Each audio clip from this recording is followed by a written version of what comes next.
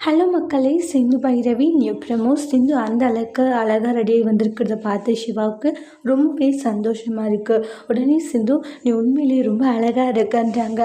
பொம்மைக்கு போட்டுட்டு இருந்த ட்ரெஸ்ஸை நான் போட்டுட்டு வந்துட்டேன் டாக்டரே அப்படின்றாங்க. இருக்கட்டும் பரவாயில்ல, நீ இதில் ரொம்ப அழகாக இருக்கன்றாங்க. நீ அந்த மாதிரி இது பண்ணிட்டு இருந்தியா, ஃபங்க்ஷனுக்கு எல்லாம் இப்படி வருவாங்க.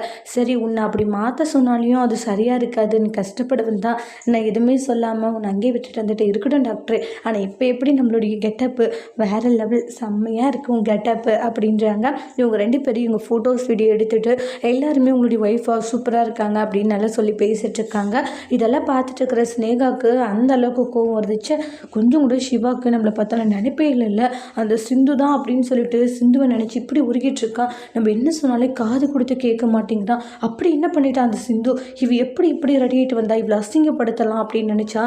ஆனால் இங்கே டோட்டலாக எல்லாம் சேஞ்ச் ஆகிடுச்சின்னு சொல்லிட்டு ஸ்னேகா ரொம்ப கோவமாக இருந்துட்டுருக்காங்க. டே சிவா, கண்டிப்பாக உங்களை பிரிக்காமல் விட மாட்டேன், நான் யாருன்றதை நீங்கள் பார்ப்பீங்க அப்படின்னு சொல்லி சவால் விட்டுட்ருக்காங்க. அடுத்து வரக்கூடிய பிரமோவில் ஸ்னேகா எப்படி அவங்க 2 பேரையும் பிரிக்க போகிறாங்கன்ட்டு வெயிட் பண்ணி பார்க்கலாம். தேங்க்யூ.